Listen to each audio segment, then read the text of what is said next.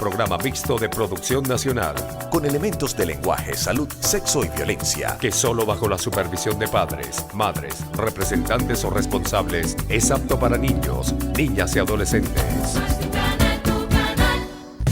Esta noche en 100% Venezuela.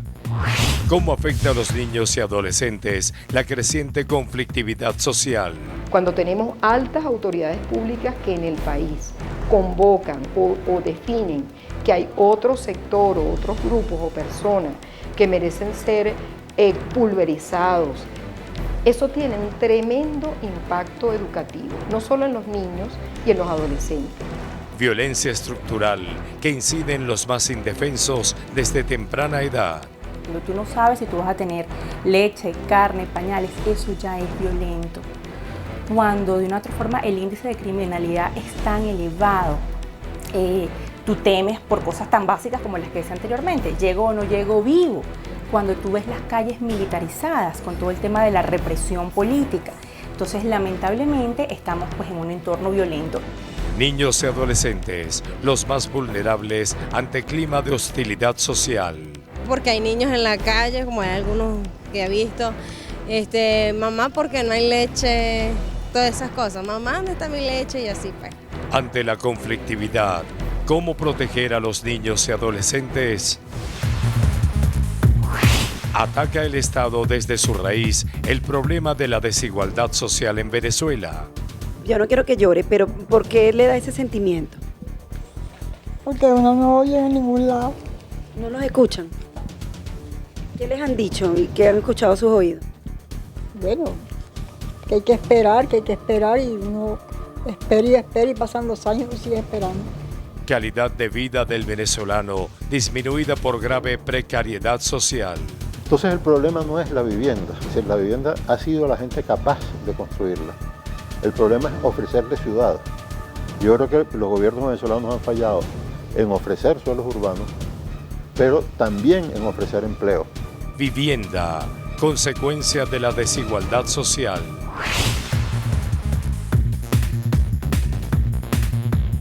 Amigos, buenas noches, bienvenidos a un nuevo programa de 100% Venezuela. Les recordamos que como siempre pueden hacernos llegar sus mensajes por el correo electrónico 100%@televen.com o por nuestro sistema de mensajería de texto enviando sus comentarios al número 949. Recuerden con su nombre y apellido seguido por su mensaje. También nos pueden seguir en Twitter a través de @100porvenezuela o en Facebook en la página de Televen. Esta noche 100% Venezuela inicia con un trabajo periodístico que a todos nos atañe. Y es que ante los altos niveles de conflictividad política y social en que está sumergida la población venezolana, ¿de qué forma los adultos responsables pueden evitar que los niños y adolescentes sean víctimas de tan grave espiral de conflictos? Los invitamos a prestar particular atención al siguiente reportaje. Veamos.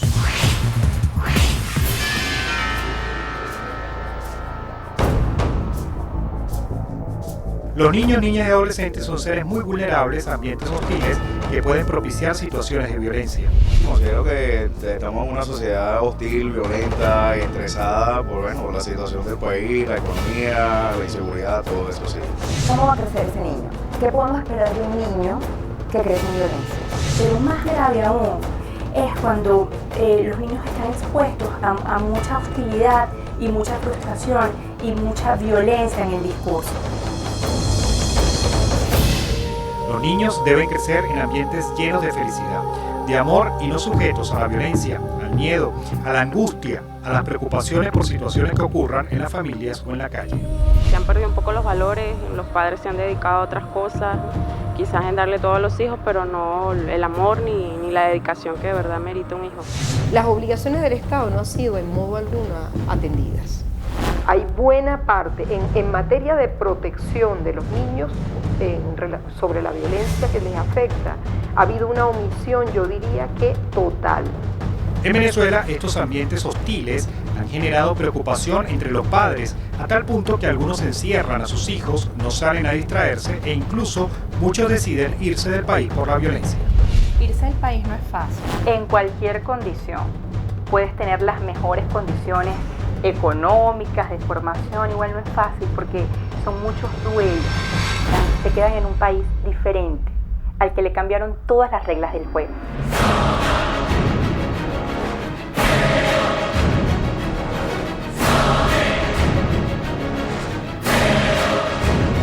ante la conflictividad. ¿Cómo proteger a los niños y adolescentes?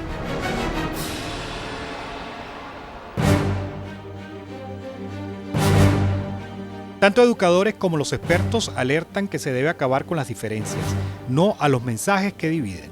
O sea, la base fundamental es la familia y la familia no está fundamentando valores en casa, porque yo puedo impartir una materia, es verdad, en la escuela se refuerzan valores, pero no los enseño como tal porque todo viene de casa. La idea es simplemente darle al niño, oye, lo mejor de uno, no repetir las historias, no crear diferencias, porque al final uno no vive solo entre el núcleo que piensa igual que uno. Los analistas indican que en Venezuela existe una violencia estructural que está en todos los entornos. Cuando tú no sabes si tú vas a tener leche, carne, pañales, eso ya es violento. Cuando de una otra forma el índice de criminalidad es tan elevado, tú temes por cosas tan básicas como las que decía anteriormente, ¿llego o no llego vivo? Cuando tú ves las calles militarizadas con todo el tema de la represión política. Entonces, lamentablemente, estamos pues en un entorno violento y se reproduce en todos los entornos. Yo con mis hijos, no sé si es que soy como una madre demasiado sobreprotectora con mis chamos, pero trato de que no salgan solos, pues, y realmente cuando mi hija sale con su papá o sale conmigo. Bueno, yo siempre estoy con mi hijo para arriba y para abajo, no lo suelto para nada. Siempre estoy con mi muchachita, también tengo una niña que en los dos caminos y también lo mismo. No suelta, full pendiente, fíjate que trabaja aquí frente al colegio. Los expertos señalan que la violencia no solo es física y se refleja en los altos niveles de criminalidad, sino que va más allá y que muchas veces las personas no se dan cuenta que otras situaciones son violentas y generan entornos hostiles. Entre los mismos niños, ese odio, ese resentimiento que hay entre compañeros, que hasta se han visto cosas de delincuencia que hasta han matado a sus mismos compañeros por cualquier cosa y mira, y realmente no se molesta. Hay familias violentas, hay escuelas violentas, hay instituciones violentas. Cuando tú tienes que hacer colas gigantescas, expuestos al sol, a la penuria, y lamentablemente en todos esos contextos hay niños. La gente está violenta. Si yo soy suplente en un colegio y cada día los niños a la hora del receso se entran a golpe, eso es horrible dentro del mismo salón. Tengo que desapartar a los niños para que no peleen. O sea, es una violencia que hasta dentro de los colegios ha llegado, pues. Los niños y adolescentes en Venezuela, señalan los expertos, están expuestos a muchos mensajes políticos que generan angustia en sus vidas. Cuando tenemos altas autoridades públicas que en el país convocan o definen que hay otro sector o otros grupos o personas que merecen ser pulverizados, que no son personas, a los cuales yo con la expresión que utilizo los ridiculizo, los humillo. Eso tiene un tremendo impacto educativo, no solo en los niños y en los adolescentes, en nosotros como personas y en nosotros como ciudadanos. Todo este tema de si la política es un tema de niños o no, es un tema de niños. Los niños accesan a información y tú tienes que acompañar a eso. Cuando los niños ven que matan a un niño de 14 años por estar observando una protesta, cuando los niños viven en barriadas populares, en urbanizaciones y ven que secuestraron al vecino, que mataron al hermano, que hay que hacer prácticamente toque de queda a las 6 de la tarde, los niños están expuestos a eso. Todos y cada uno de nosotros, pero en primer lugar, quienes son autoridades públicas, tienen que revisar su verbo, su modelaje, su gestualidad, y pensar muy bien a qué cosas se convoca.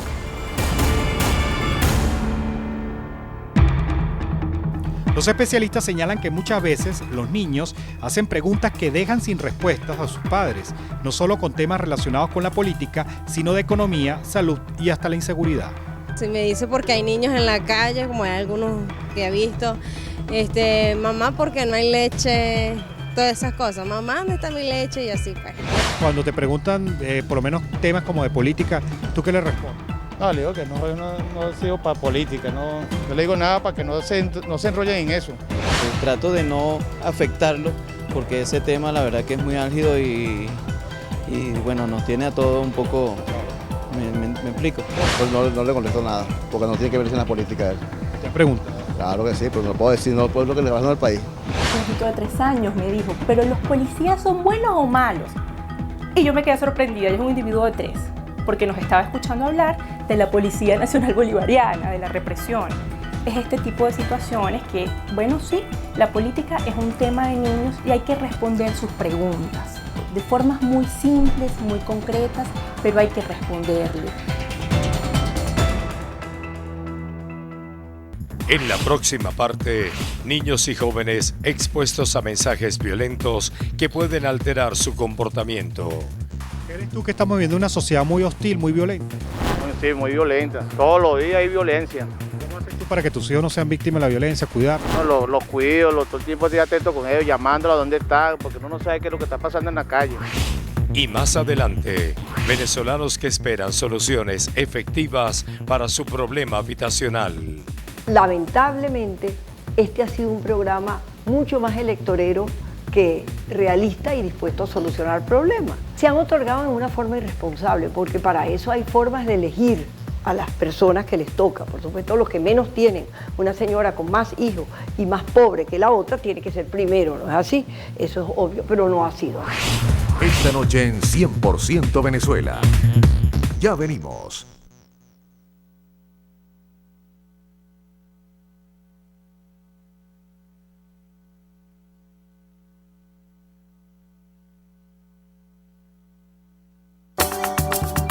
Estás viendo 100% Venezuela. Ahora tienes la oportunidad de decir lo que quieras. Envía tu mensaje de texto al 949 con la palabra Dilo. La conflictividad política y social ha invadido cada uno de los espacios de la vida diaria. Esta definitivamente es una realidad de la que nadie escapa. A todos afecta, a todos ataca y a todos amenaza. Sin embargo, en este torbellino social, los más vulnerables son los niños y adolescentes. Ellos, quienes llevarán las riendas de la Venezuela que viene, hoy están marcados por una realidad que les ha obligado a enfrentar situaciones que generaciones anteriores no vivieron. Dentro de ellas figuran los altos índices de violencia, el deslave de los valores, la falta de amabilidad, la hostilidad continua. Todo esto ante un panorama político y económico que nos hace cada vez más huraños. ¿Qué hacer para proteger a nuestros niños y adolescentes? Veamos. Amenazándonos así con las manos, creando una división de sociedades, creando una división de clases. A esto nos ha llevado. ¿Crees tú que estamos viviendo una sociedad muy hostil, muy violenta? Sí, muy violenta. Todos los días hay violencia. Para que tus hijos no sean víctimas de la violencia, cuidar. No, los cuido, todo el tiempo estoy atento con ellos, llamándolos a dónde están, porque uno no sabe qué es lo que está pasando en la calle. En un país con tantos conflictos sociales, económicos y políticos, explican los analistas, los niños están expuestos a innumerables mensajes que pueden influir en sus comportamientos. Una cosa es explicarle a los niños lo que ellos inevitablemente ya vieron y otra es adoctrinar políticamente. Y ellos necesitan tener sus espacios de niños. Entonces, llevar a un niño a una marcha, aparecer en una propaganda con un niño, eso es adoctrinación. Y eso es muy delicado. Eso viola los derechos de un niño. Geraldine Morillo, psicóloga clínica, hace un llamado de atención a las personas para que tengan cuidado con los mensajes políticos que podrían estar atormentando a los niños. Entonces, una de las sugerencias, porque estamos en un momento histórico muy complicado, en el que todos estamos muy cargados, es hacer comentarios sin caer en las etiquetas peyorativas y denigrantes, es cuidar también los gestos violentos y de descalificación del otro, en general y sobre todo delante de los niños. Debido a la polarización política que está presente en el país, los expertos aclaran que estas actitudes generan en los niños discriminación en sus recintos escolares. Es gravísimo, porque los niños tienen derecho a ser amigos de otros niños en función a lo que ellos juegan en el recreo, comparten como intereses comunes. Entonces es muy delicado porque sí estamos en una sociedad polarizada, sí estamos en una sociedad que la política lo permea todo y sí estamos en una sociedad lamentablemente en la que las personas que no son afines al gobierno se sienten en riesgo. Entonces hay todo un tema, ¿verdad?, del secreto, del cuidar, de la discreción que lamentablemente se hace permeable hacia los niños. Eso es muy delicado.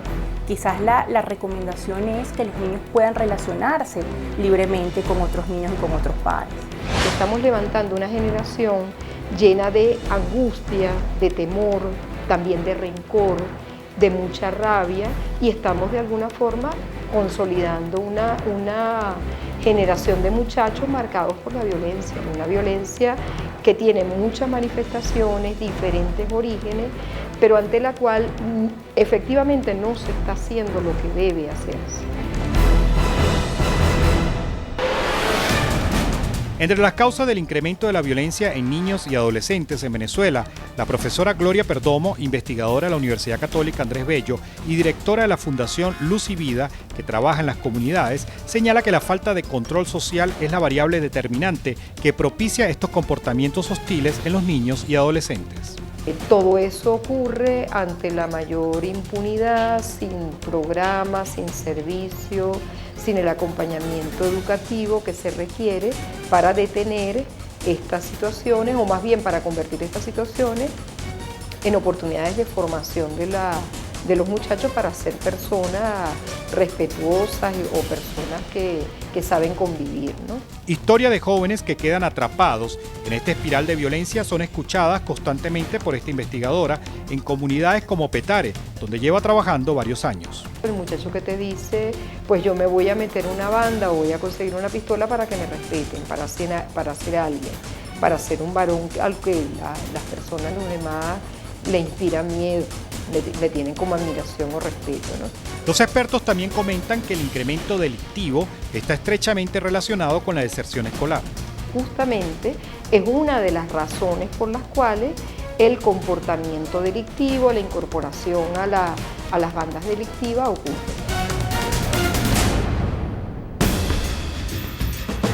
Esta maestra de una escuela pública en Caracas vive todos los días el problema de la violencia tanto verbal como física entre los alumnos.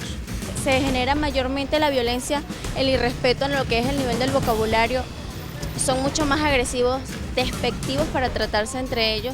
Hay una violencia caracterizada porque hoy en día el docente se está viendo como el enemigo del representante y no como la persona que puede de alguna u otra manera permitir conjuntamente con una relación solventar el problema juvenil, y es que se está descarriando mucho la juventud porque no hay una norma que cumplir. Los expertos aclaran que los niños deben tener relaciones respetuosas en los colegios, en la familia y en la calle. Pero para que eso suceda, sus padres deben ser respetuosos con sus maestros, con otros padres, con sus vecinos e incluso con personas que tengan posturas políticas diferentes. Yo le hablo de una diversidad y de la otra, pues. Digo que todos los niños son iguales, que todos nos queremos tener en el mismo ámbito, que todos somos iguales. Yo pienso que la mejor manera de uno mejorar el país, el mundo, es trabajando con el entorno inmediato, ¿sabes? Yo trabajando con mi hijo, enseñándole a ser educado, los buenos días, las buenas noches, enseñándole los valores que hoy en día están perdidos y no sabemos si los vamos a encontrar tampoco. Trato de educarle en la casa, decirle las cosas que son correctas, que tiene que cuidarse de los extraños, de no recibir nada de extraños, y básicamente siempre hablar con ella. ¿En el colegio? En el colegio, bueno, el colegio tiene un transporte que va y la trae. Entonces, principalmente es desde lo que podemos controlar, que es el modelaje, y también a orden más macro. Las denuncias, las violaciones a derechos humanos se tienen que denunciar, hay que ir pues a las instancias adecuadas. Eso ya es un orden mucho más externo a la casa, pero también importante.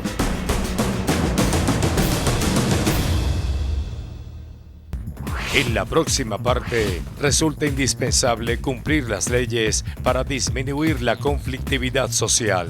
Garantía a la salud. Estos casos tan dantescos ya del año pasado de la cantidad de bebitos que morían en los retenes en los hospitales. Garantía a la educación.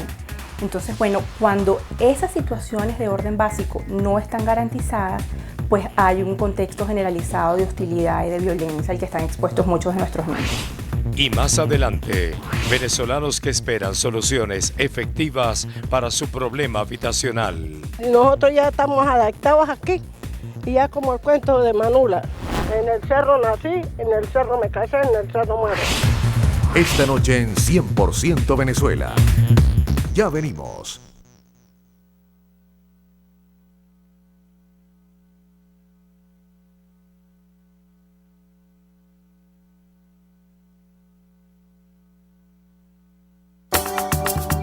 Estás viendo 100% Venezuela.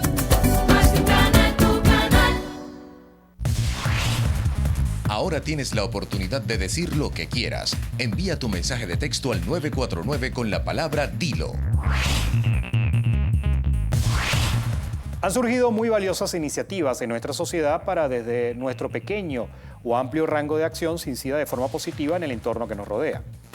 Al hacerlo, si bien las condiciones políticas, económicas y sociales no van a cambiar, sí podemos hacer el entorno más digerible, sobre todo para los más vulnerables, nuestros niños y adolescentes. Veamos. Mis hijos no salen casi, o sea, y tampoco me gusta que mi hija salga sola porque por el temor, por la delincuencia, la inseguridad que hay tal. En tu época, cuando eras niña, comparándola con esta, ¿hay mucha diferencia? Demasiada, demasiado. Uno podía jugar en la calle sin temor de que viniera y se formara una balacera y mataran a cualquiera.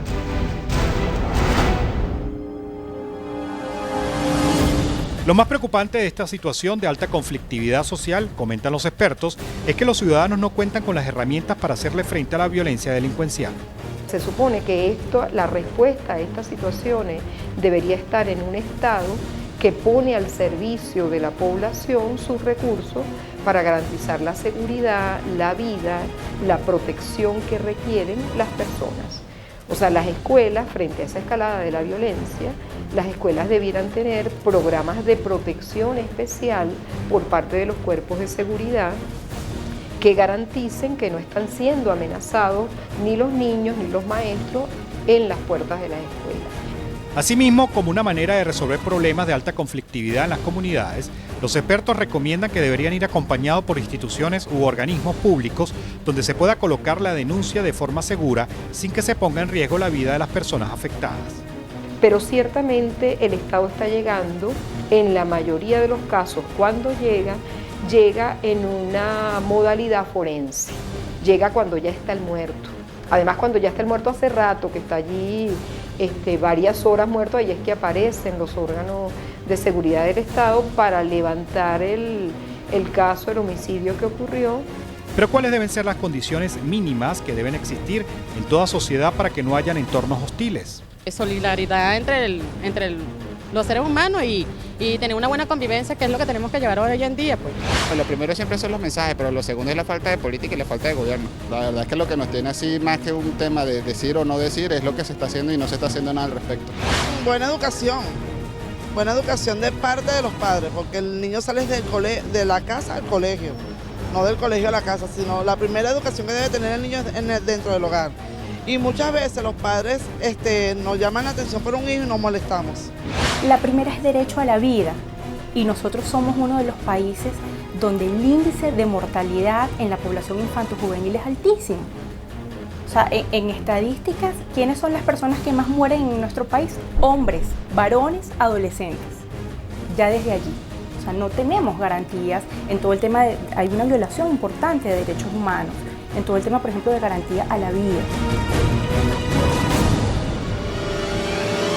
También indican los especialistas que otra de las condiciones necesarias para vivir en ambientes no hostiles se encuentra la garantía a la alimentación, es decir, tener todos los productos alimenticios a la mano, entre otras necesidades básicas. Garantía a la salud. Estos casos tan dantescos ya del año pasado de la cantidad de bebitos que morían en los retenes en los hospitales. Garantía a la educación. Entonces, bueno, cuando esas situaciones de orden básico no están garantizadas, pues hay un contexto generalizado de hostilidad y de violencia al que están expuestos muchos de nuestros niños. ¿Es tranquilo o no como padre? No, por supuesto que en la intranquilidad del desesperado, como dice Rubén Blades, pues es una constante pedir a Dios y tratar de ver a los lados para que no nos sorprendan. De todas maneras, es un día a día que es un poquito zozobrante. En relación a las conductas que ya son violentas en niños y adolescentes, los analistas señalan que sí se pueden cambiar estas posturas que generan hostilidad y una muestra de ella es el trabajo que realiza la Fundación Amigos del Niño que Amerita Protección, Fundana, que lleva adelante una campaña para bajar los niveles de violencia en las calles a través de la amabilidad. Esta fundación lleva trabajando por el rescate de los niños y adolescentes 24 años y por sus instalaciones han atendido casi 11.000 niños. porque para nosotros la amabilidad como valor que promueve, digamos, la tolerancia, la cordialidad, la no violencia, la sonrisa como bandera, el querer al otro de cierta manera y producir en el otro, sacar en el otro lo mejor de sí mismo para promover, digamos, la felicidad, nos pareció muy acertada. Aclara Fundana que debido a su experiencia han visto cómo los niños que llegan con conductas violentas pueden cambiar sus patrones al ofrecerles entornos más favorables.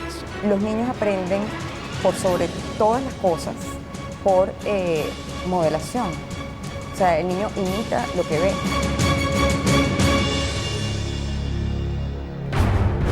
En Venezuela, desde el año 1990, existe la Ley Aprobatoria de la Convención sobre Derechos del Niño, que es una ley internacional que obliga a todos los ciudadanos a desarrollar y cumplir medidas que aseguren la debida protección a los niños frente a la violencia. Es una normativa legal que obliga no a actuar obliga a actuar para proteger a quien ha sido víctima de un delito. Pero lo más importante es que esa ley obliga a prevenir y a evitar que esos delitos afecten a la niñez y a la adolescencia. Desde abril del año 2000 también tenemos la Ley Orgánica para la Protección del Niño, Niña y Adolescente, LONNA, la cual contempla programas de atención. El Estado venezolano está obligado a crear un sistema nacional de protección con defensorías de niños y adolescentes, con servicios de salud, servicios de atención psicológica, muy especialmente servicios de orientación y apoyo a la familia para que cuando hay un conflicto, cuando un niño está amenazado o cuando un niño comienza a tener, como dicen las personas, malas juntas o empieza a no tener los valores que uno quisiera que tuviese, bueno, esa familia debería acudir a un programa, a un servicio, porque bueno, se la tiene difícil, la mamá de este país la tenemos difícil. Los analistas recomiendan a las familias proteger la salud mental de sus hijos ante estos ambientes tan hostiles. Parte de la salud familiar es que las familias interactúen con otras familias, es que tú eres miembro de un colectivo, de una comunidad. Entonces todo el tema de la violencia y de la criminalidad ha hecho que hayan prácticamente toques de queda espontáneos y la gente pues se refugia en su contexto más seguro, entre comillas, que puede ser el hogar. Esto es algo que juega en contra de la salud familiar, porque la salud familiar también radica en poder ser permeable al entorno y a otros y en redes de apoyo. Hacer prevención es mucho más barato y da muchas mayores oportunidades que el estar comprando armas, patrullas, policías para detener el delito.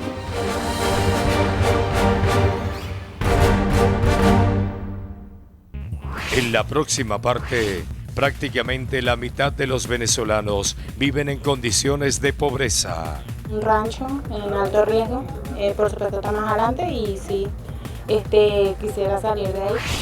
Y más adelante, venezolanos que esperan soluciones efectivas para su problema habitacional. No van a salir de allí porque hay una inversión muy fuerte, es decir, no es fácil. Basta ver los barrios, cómo han salido edificios de 4 o 5 pisos incluso, muy peligrosos por cierto, porque están hechos sin supervisión técnica, sin dirección técnica, en una ciudad que es sísmica y que en cualquier momento puede tener un terremoto de magnitudes importantes.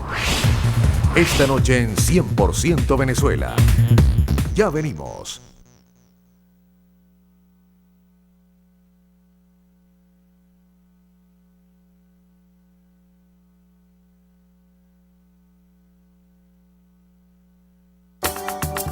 Estás viendo 100% Venezuela. Ahora tienes la oportunidad de decir lo que quieras. Envía tu mensaje de texto al 949 con la palabra DILO. Los especialistas en materia social han alertado desde hace mucho tiempo que los pilares esenciales para garantizar calidad de vida al ciudadano se sustentan en recibir una educación que prepare para la vida, tener buena atención de salud y contar con un empleo que brinde los ingresos necesarios para vivir cómodamente. Los estudios señalan que una vez que se tenga garantizada la educación, la salud y el empleo, lo demás viene por añadidura. Por lo tanto, la vivienda debería ser una consecuencia, no una causa, para romper con la desigualdad social. Así, poseer una vivienda sin factores que ayuden a mejorar la calidad de vida no es garantía para salir de la pobreza. Veamos. Todas mis prestaciones, las he dejado aquí. Yo decía, bueno, ¿y cómo ser de alto riesgo? De que estemos debajo de la pared y estemos enterrados o muertos ya para que nos digan que en verdad necesitamos ayuda. Y le metí en el plan vivienda y nadie de ellos ha llegado a decir vamos a arreglarle la casa. Más de la mitad de la población en todo el país vive en barrios. Cifras del Instituto Nacional de Estadística, INE, indican que la calidad de vida de los venezolanos ha mermado, así como también se ha incrementado la pobreza. La filtración es horrible, los niños siempre tienen gripe, siempre me vive con una tos. Un rancho en alto riesgo, por supuesto está más adelante y sí, quisiera salir de él. Para ayudar a mi mamá, ¿cómo hago para arreglar la casa? Si una lámina de zinc vale 1.200, 1.500. Yo soy damnificado en La Guaira, del 2000. La Gran Misión Vivienda se presentó como la solución a quienes viven en zonas de alto riesgo, perdieron sus casas por lluvias o simplemente no tienen techo propio por no contar con recursos económicos. Ese programa de la Gran Misión Vivienda lo que era una oferta electoral engañosa. En consecuencia, ese fue un programa improvisado, sin planificación.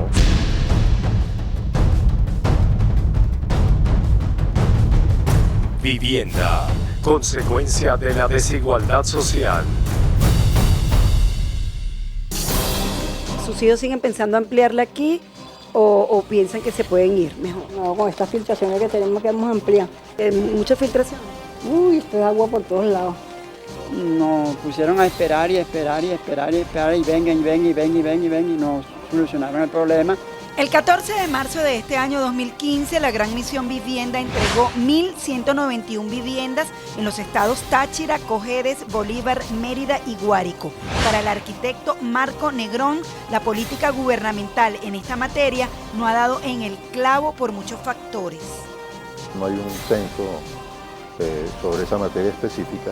Aproximadamente la mitad de la población urbana venezolana vive en lo que suele llamarse las áreas informales, es decir, los barrios, que algunos llaman barrios de ranchos, a mi juicio equivocadamente, porque lo que hay ahí no son ranchos, son casas construidas con mucho esfuerzo por la gente, donde el problema fundamental es la calidad del ambiente urbano, no la calidad de la vivienda misma. El 80% de las casas que ustedes ven en las barriadas caraqueñas ha sido construida con el esfuerzo de sus propios habitantes, pero en ese mismo porcentaje las autoridades indican que estas están ubicadas en situación de alto riesgo. Aquí en la parte alta del barrio El Ciprés en Macarao, Caracas, vive Isabel. Ella se instaló en esta zona hace 37 años, de los cuales 36 los dedicó en cuerpo y alma a la construcción de esta casa, que en principio solo era un rancho de tablas. Empezamos poco a poco y hasta llegar al tercer piso. ¿Ha sido fácil? Bueno, no se crean, ha costado. ¿Qué ha costado? El material, el bañil, la plata. Cada ladrillo de su casa es producto de lo que reunió con su sueldo de camarera y con ese mismo sueldo levantó a sus 10 hijos. Hoy día derrama lágrimas porque no sabe cuál será el destino de su hogar. Yo no quiero que llore, pero ¿por qué le da ese sentimiento? Porque uno no oye en ningún lado. ¿No los escuchan? O sea, que te han pateado bastante. ¿Qué les han dicho y qué han escuchado sus oídos? Bueno, que hay que esperar y uno espera y pasan los años y uno sigue esperando. ¿Pero usted ha perdido la esperanza o sigue teniendo esperanza? Todavía tengo esperanza, pero no mucho.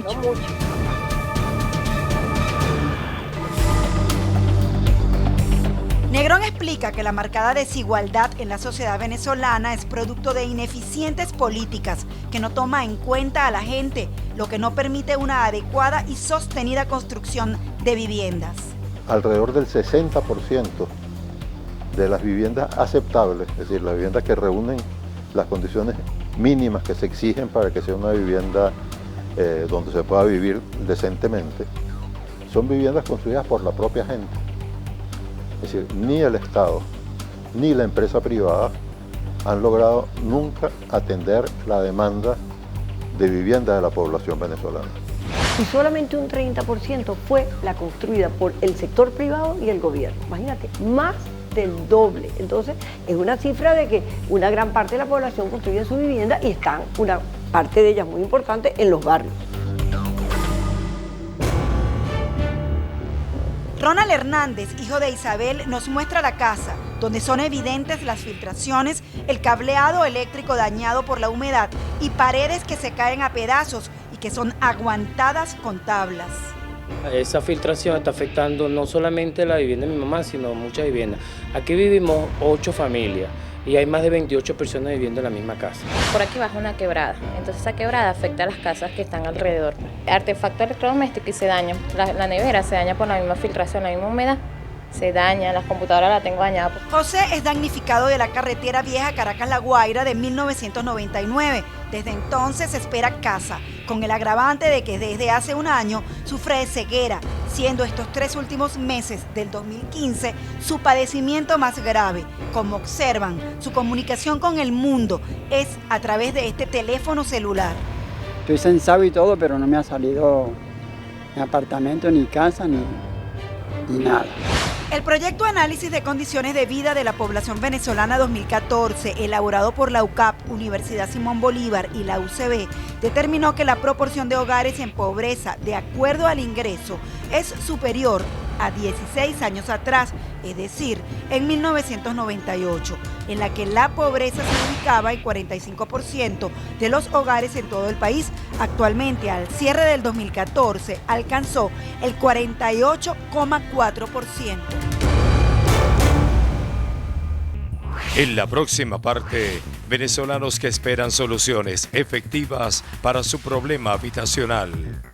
Lamentablemente, este ha sido un programa mucho más electorero que realista y dispuesto a solucionar problemas. Se han otorgado en una forma irresponsable, porque para eso hay formas de elegir a las personas que les toca. Por supuesto, los que menos tienen, una señora con más hijos y más pobre que la otra, tiene que ser primero, ¿no es así? Eso es obvio, pero no ha sido así. Esta noche en 100% Venezuela. Ya venimos.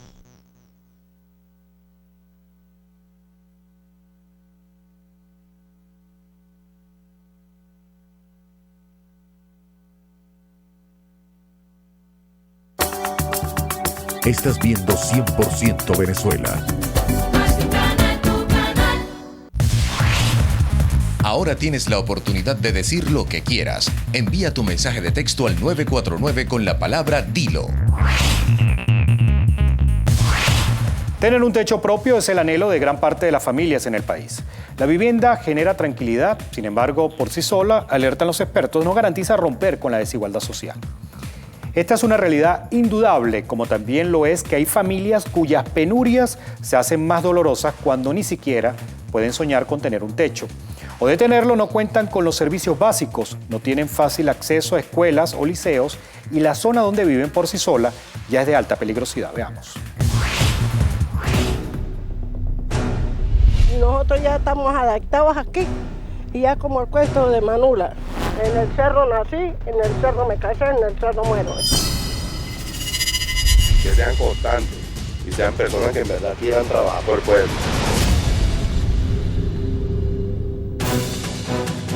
Para el 26 de diciembre del año 2014, la Gran Misión Vivienda Venezuela no había podido cumplir la meta de construir 400.000 inmuebles en todo el país. Según cifras de Venezuela Socialista, para ese mismo mes se construyeron 106.000 unidades habitacionales, lo que representó que para esa fecha faltaba por cumplir el 73,5% de lo prometido, que en números representó 294.000 viviendas. Pero lamentablemente, este ha sido un programa mucho más electorero que realista y dispuesto a solucionar problemas. Construyeron los edificios de la Misión Vivienda. En esos edificios lo único que tú vas a conseguir es gente que no es de aquí de Venezuela.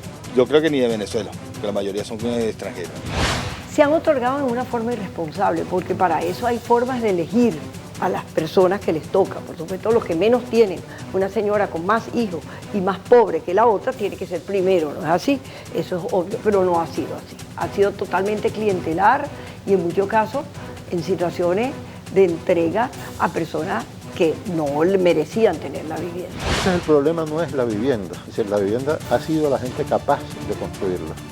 El problema es ofrecerle ciudad. Yo creo que los gobiernos venezolanos han fallado en ofrecer suelos urbanos, pero también en ofrecer empleo. Uno de los tantos ejemplos de situación de riesgo que hay en Caracas, así como también en el interior del país, está aquí, en el barrio El Ciprés de Macarao, donde 50 familias están pidiendo desde hace 3 años reubicación habitacional. Flor tiene años viviendo en este barrio, lo conoce como la palma de su mano. Y entonces yo, como he podido, he arreglado la casa, pero ya estoy anciana, ya la casa ya se me filtra por todos lados, el techo se me pasa el agua. Cuando llueve yo estoy en una laguna de agua, porque no tengo techo. Ella asegura que no se quiere ir de allí. Yo no quiero salir de aquí, yo quiero que el gobierno nos arregle la casa, que nos organice ese callejón, o en baúl en el callejón, lo arreglen con canales y esa broma para que el agua no se filtre. La arquitecta Josefina Baldo explica que lo que siente Flor demuestra que el problema de la vivienda no está siendo atacado como es. Eso significa que, por supuesto, lo que se está abordando no es lo central, se están abordando nuevas casas, casas equipadas de más de 70 metros. Bueno, por supuesto que es una minoría la que puede acceder a eso. Entonces, una ilusión que se le monta, por eso que yo digo, muy crítica, que es más electorero, comunicacional y propagandístico que real para solucionar el problema, porque tienes que ser tapado, miope, absolutamente desconocedor, para decir que el problema principal es construir nuevas casas.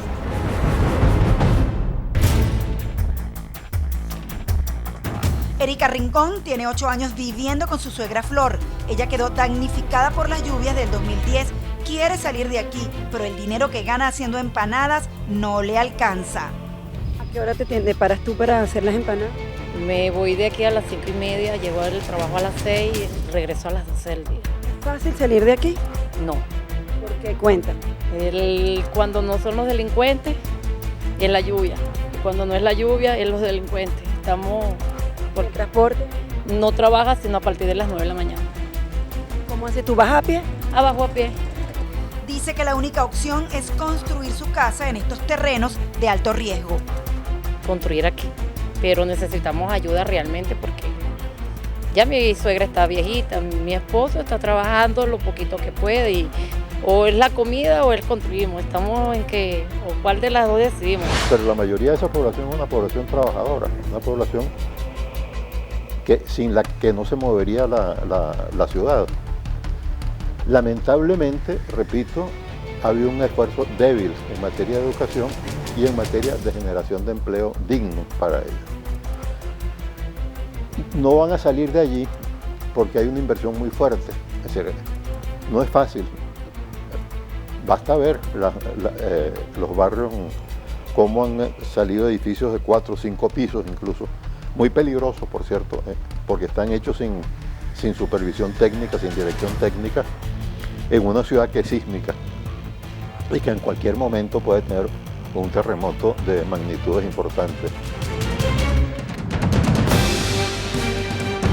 El programa de habilitación física de barrio fue creado en 1999. Su objetivo era darle urbanismo a estos sectores, pero según Baldo fue suspendido sin explicaciones. Para ella, esta es la solución. La habilitación de barrios, o sea, construir las zonas de barrios, montarles el urbanismo, detectar el problema que se acaba de mencionar al principio, donde hay alta peligrosidad. Esa gente tiene que salir, pero no va a salir para los llanos o para los Andes o para el litoral. Ellos van a salir para la zona más cercana posible para no desarraigarlos del todo, porque la gente tiene que considerar sus condiciones de vida y lo que hizo en su entorno. El problema tiene solución, pero, repito, comienza por un esfuerzo de generar empleo. Estamos en una economía que no genera empleo, una economía que está importando como nunca en la vida importó. hay que activar el aparato productivo interno, el aparato productivo de las ciudades y del campo, ambos, y apoyar a esa población dándoles entrenamiento y formación para desempeñar esos trabajos. Otro aspecto importante es que los planes de viviendas tengan continuidad por parte de las autoridades. Porque hay unos que tú los ves ahí en la pantalla sí, que van a trabajar y cuando le dan otro cargo desaparecieron todo el trabajo que había que hacer, pues. Y no debería. No hay continuidad. Eso. Bien, así terminamos el programa por el día de hoy. Les agradecemos como siempre todo el apoyo que nos brindan. Continúen comunicándose con nosotros por el correo electrónico 100%@televen.com y también nos pueden seguir por Twitter a través de @CenPorVenezuela o en Facebook por la página de Televen. La invitación es para el próximo domingo, recuerden, a partir de las 10 de la noche, cuando seguiremos llevándoles casos que no dejarán de sorprenderlos. Historias de este país al 100% Venezuela. Buenas noches. Envíenos su caso o comentarios a 100%@televen.com. Cuando tú no sabes si tú vas a tener leche, carne, pañales, eso ya es violento. Cuando de una u otra forma el índice de criminalidad es tan elevado, tú temes por cosas tan básicas como las que decía anteriormente, llego o no llego vivo. Cuando tú ves las calles militarizadas con todo el tema de la represión política.